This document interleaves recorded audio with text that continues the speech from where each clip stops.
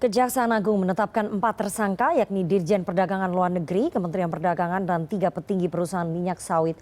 Keempat tersangka diduga terlibat dalam permufakatan persetujuan izin ekspor minyak sawit mentah atau CPO yang tidak sesuai persyaratan pemerintah. Apakah penetapan para tersangka ini akhirnya membuktikan adanya kong kali kong atau mafia antara pengusaha dengan Kementerian Perdagangan untuk melindungi korporasi minyak goreng yang menikmati keuntungan di tengah naiknya harga minyak sawit internasional. Untuk membahas yang lebih dalam kita sudah terhubung melalui sambungan Zoom dengan Ketua Bidang Luar Negeri Gabungan Asosiasi Pengusaha Kelapa Sawit Indonesia atau GAPKI, Fadil Hasan. Selamat sore Pak Fadil. Selamat sore, apa kabar? Baik, Alhamdulillah. Dan Direktur Selios Bima Yudhistira. Selamat sore Mas Bima. Selamat sore Pak Fadil juga. Saya harus disclaimer ya bahwa tadi sebelumnya beberapa saat yang lalu kami sudah mendapatkan konfirmasi kehadiran dari Dirjen Perdagangan Dalam Negeri Kementerian Perdagangan Oke Nurwan, namun beberapa saat sebelum program newsroom ini dimulai dari pihak Kementerian Perdagangan membatalkan kehadiran dari Dirjen Perdagangan Dalam Negeri sehingga kita lanjutkan saja diskusi kita pada sore hari ini. Saya mau tanya ke perwakilan pengusaha Pak Fadil. Salah satu tersangka korupsi kasus izin ekspor CPO yakni GMPT Musimas, Togar Sitanggang adalah Wakil Ketua Umum GAPKI. Respon dari GAPKI atas penetapan tersangka salah satu anggotanya seperti apa? Ya, saya kira ini tidak ada kaitannya dengan Yati ya. Beliau kan berhak atas perusahaan di mana beliau bekerja begitu. Itu adalah PT Musimas. Nah, jadi itu saya kira yang pertama. Yang kedua itu GAPKI kan bukan asosiasi yang mengurus minyak goreng. Jadi GAPKI pengusaha penghasil kepada CPO gitu. Jadi di dalam industri minyak sawit itu sendiri itu ada banyak asosiasi ya, mulai dari hulu sampai ke hilir. Di hulu misalnya ada tapi ada petani kecil itu adalah Aslapindo, ada asosiasi hasil benihnya sendiri kan. Kemudian di IMNI ya, kemudian AIMI, Oke Pak Fadil. dan seterusnya ada banyak, ada sekitar 9 asosiasi. Oke Pak Fadil, pertanyaan saya, apakah kemudian GAPKI akan mencopot ataupun menonaktifkan salah satu anggotanya yang ditetapkan sebagai tersangka? Iya, saya kira secara otomatis itu ya, bahwa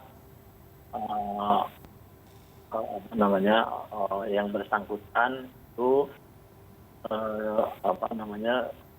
secara resmi itu tidak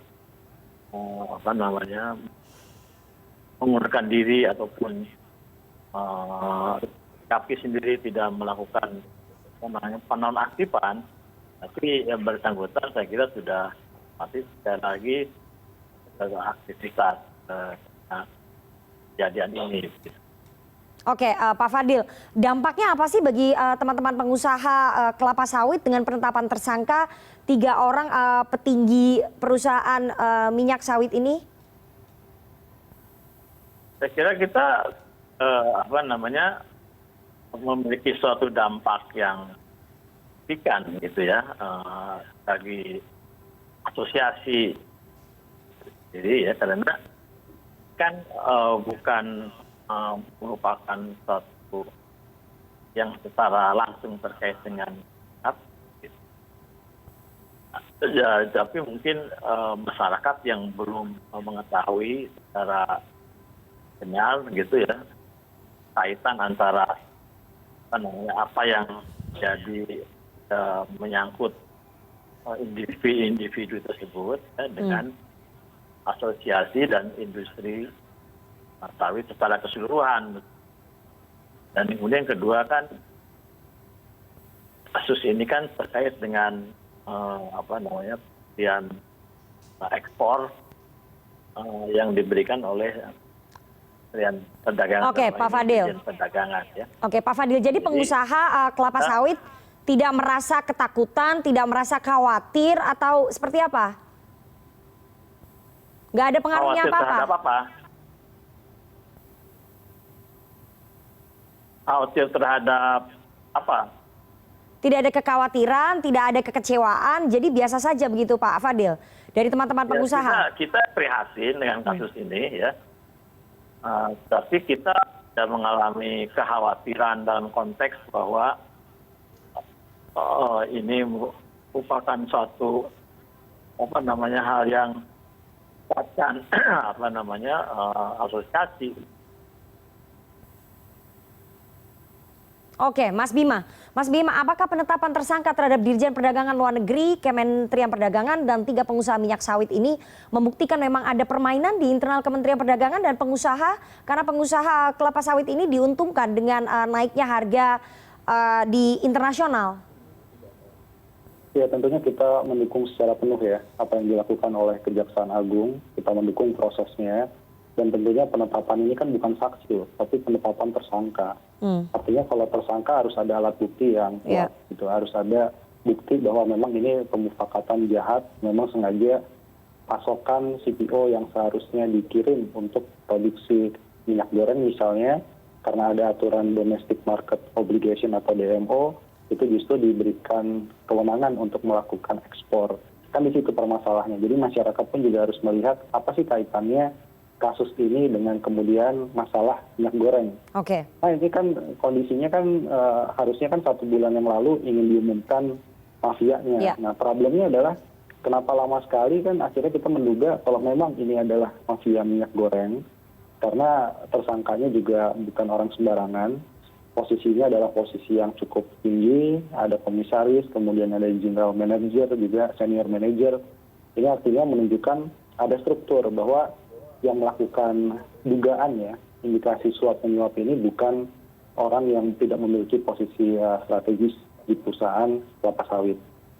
Kemudian juga yang kita lihat adalah kita cermati, sebenarnya yang masyarakat butuhkan juga, apa sih korelasinya antara pengungkapan yang disebut sebagai skandal ya di dalam kelapa sawit ataupun minyak goreng ini, itu kepada penurunan harga. Sebenarnya itu yang dibutuhkan oleh masyarakat. Kalau kasus ini kemudian dibongkar tuntas, pihak-pihak yang terkait dari internal Kementerian Perdagangan sampai kemudian dari pelaku usahanya, distribusinya, apakah ini akan berpengaruh kepada penurunan harga minyak goreng? Atau kemudian masalah dari selama ini adalah bukan HET atau DMO, tapi masalahnya adalah kepatuhan hukumnya, penegakan hukumnya. Jadi kalau perlu mungkin bisa diintrodusir lagi yang namanya HET di minyak goreng kemasan. Jadi tidak dilepas ke mekanisme pasar seperti sekarang untuk yang minyak goreng kemasan. Oke, Mas Bima, tapi tadi Anda mengatakan bahwa ini menunjukkan ada kejahatan yang terstruktur, artinya yang memainkan ini semua adalah orang-orang yang punya pengaruh, baik di internal Kementerian Perdagangan ataupun di pengusaha. Tadi Anda kurang bisa menjelaskan, mungkin Anda bisa jelaskan lagi, karena kalau tadi menurut Pak Fadil tidak terpengaruh secara langsung teman-teman pengusaha kelapa sawit, padahal ini kan ada kaitannya begitu ya Mas. Mungkin Anda bisa jelaskan lagi Mas Bima? Oh iya, saya sependapat maksudnya Pak Fadil, kalau saya tangkap begini, yang dimaksud adalah tidak terpengaruh signifikan. Ini kan sawit itu kan bukan hanya minyak goreng, tapi juga ada oleo kimia lainnya, ada juga kemudian biodiesel misalnya. Nah ini kan yang tersangkut adalah perusahaan-perusahaan tadi. Jadi memang kita tidak bisa mengeneralisir semua perusahaan kelapa sawit itu bermasalah. Itu kita harus objektif. Jadi kalau di sini disebutkan ya misalkan perusahaan yang terkait adalah Musimas, kemudian ada Wilmar, nah maka fokusnya adalah bagaimana nih cara sanksi kalau memang ini terstruktur, ini merupakan perintah ataupun kejahatan korporasi misalnya di perusahaan yang spesifik disebut itu, ini bagaimana penyelesaiannya? Apakah ada denda misalnya izin ekspornya ditunda dulu, atau kemudian hak guna lahannya yang dimiliki oleh negara itu direvisi atau direview atau tidak diperpanjang HGU-nya. Jadi ada banyak konsekuensi spesifik kepada perusahaan yang terkait dengan kejaksaan. Tapi kalau perusahaan kelapa sawit yang lain misalnya mematuhi aturan DMO pada saat itu, mematuhi aturan HET, kita nggak bisa kemudian melihat bahwa mereka bagian dari kejahatan yang terstruktur. Karena perusahaan kelapa sawit juga jumlahnya cukup banyak, tapi kita mendukung kejaksaan kalau memang ada indikasi ini bukan hanya 2 perusahaan, tapi ada perusahaan lainnya, ada distributor misalnya yang terlibat untuk kepentingan ekspor, ini juga harus diusut secara tuntas. Jadi tidak berhenti pada tersangka 4 orang itu. Oke, saya mau tanya ke Pak Fadil. Pak Fadil sebagai pengurus GAPKI begitu ya, apakah kemudian perusahaan-perusahaan yang terdaftar di bawah GAPKI ataupun menjadi anggota GAPKI ini selama ini sudah memenuhi persyaratan dari pemerintah untuk memenuhi kebutuhan DMO? Begini ya, saya pertanyaannya itu mungkin harus direformulasi gitu. Jadi itu sudah terkait dengan minyak goreng. Jadi asosiasi pengusaha tergabung dalam GAP, pengusaha yang menghasilkan CPO, ya kan? Nah sekarang yang banyak dimasalahkan itu adalah minyak goreng kan, ada kelangkaan, ada harga, ada DMO dan itu. Nah jadi yang diharuskan memenuhi DMO dan DPO yang menjadi kebijakan saat itu adalah perusahaan yang menghasilkan atau yang melakukan ekspor. Ya kan? Jadi kan ekspor itu bisa dipenuhi, diizinkan kalau memenuhi persyaratan DMO sebesar 20%, DPO 9.300 atau ada untuk RBO itu RBD itu kalau nggak salah 11.500. Itu yang diatur. Itu mereka itu memenuhi mengajukan hanya izin ekspor itu bukan atas nama asosiasi tapi atas nama perusahaan yang bersangkutan, ya kan? Jadi kita harus bisa memilah antara asosiasi ya dengan operasinya perusahaan tersebut gitu atau eksportir. Nah, kalau menurut saya kelangkaan minyak goreng yang ada saat itu ataupun harga yang tidak dengan HET ya kan, itu sumbernya itu bukan karena adanya kejadian ini gitu ya, tapi justru bersumber daripada kebijakan DMO DPO itu sendiri gitu. Ya kan? Nah, ya, itu. Oke, Mas Bima, kalau menurut Pak Fadil, kejadian kelangkaan minyak goreng dan mahalnya minyak goreng ini tidak terkait dengan adanya pengeluaran izin ekspor, tapi karena kebijakan HET dan juga DMO. Ini tanggapan Anda bagaimana, Mas Bima?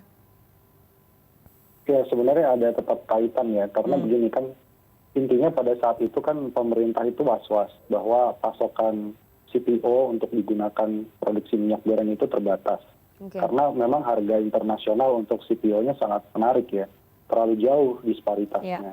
Nah ini kita udah kasih tahu kepada Kementerian Perdagangan saat itu, hati-hati moral hazardnya besar. Karena ini tidak hanya terjadi di kelapa sawit atau minyak goreng, tapi DMO di batu bara itu kebocorannya juga cukup tinggi. Artinya banyak perusahaan yang tidak patuh. Dan coba mencari cara ya lobby-lobby untuk melonggarkan kebijakan untuk ekspor atau melanggar dari DMO-nya. Nah artinya apa? Artinya itu ya sebentar Pak Bima ya. Itu berjalan lebih kalau optimal, harusnya sebentar Pak Fadil, saya akan beri kesempatan ke Anda. Oke. Ternyata ada yang kemudian mencoba untuk melakukan lobby-lobby, makanya kita tunggu apa yang terjadi di Kejaksaan Agung ini. Coba dituntaskan dan harus ada setiap prosesnya dipublikasikan kepada media, kepada masyarakat sehingga kita bisa ikuti terus nih. Ini sebenarnya alat buktinya apa yang disebut sebagai adanya suap menyuap itu apakah terjadi untuk izin ekspor bisa diloloskan. Oke, Pak Fadil, apakah memang ada indikasi banyak perusahaan yang kemudian melakukan lobby-lobby untuk pelonggaran kebijakan DMO ini agar diberikan izin ekspor begitu Pak, seperti yang tadi disampaikan oleh Mas Bima? Ya oke, sebelum ke itu saya jawab itu ya, saya jawab yang tadi itu, kaitannya itu ya. Tadi kan di bulan-bulan ketika DMO itu diberlakukan, pasokan minyak goreng itu melebihi kebutuhan. Ya kan? Itu ada sekitar 500.000 kiloliter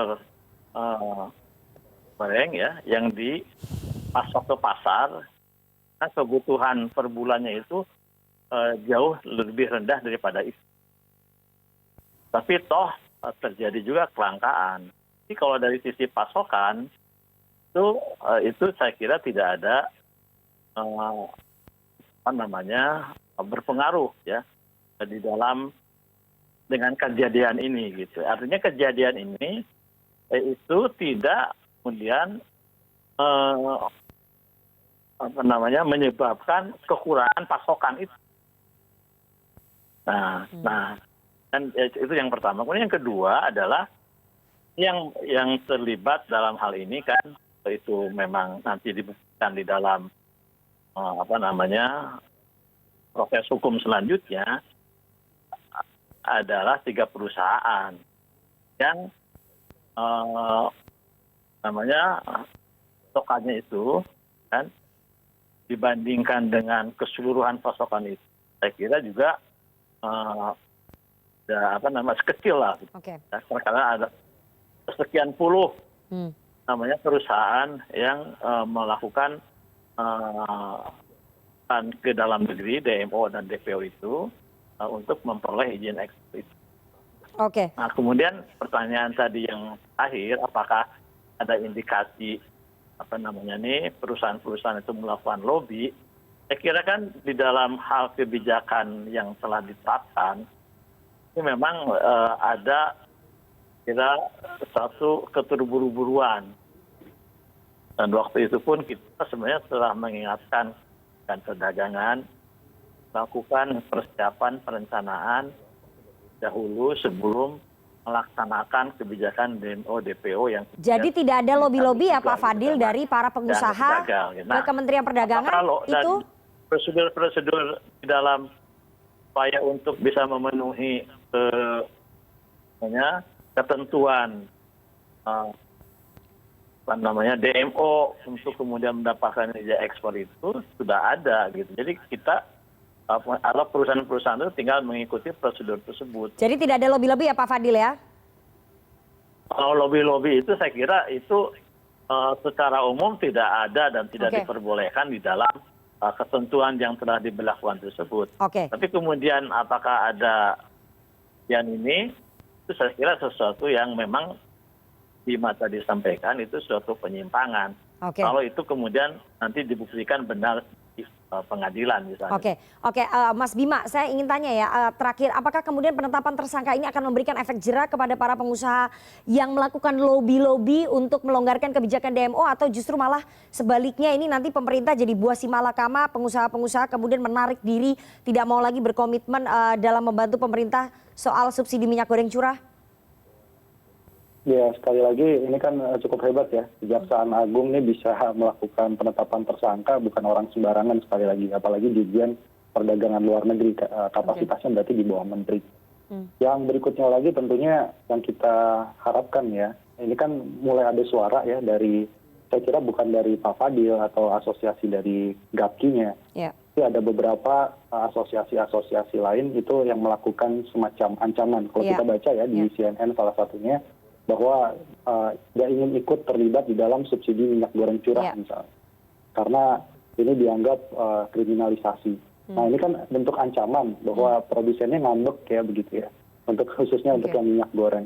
Jadi saya kira ancaman-ancaman itu juga harus dibalas dengan penegakan aturan, penegakan hukum, dan proses ini harus tuntas tanpa ada intervensi politik apapun. Apalagi sinyal dari Pak Jokowi juga sudah jelas, bongkar semua, tuntaskan.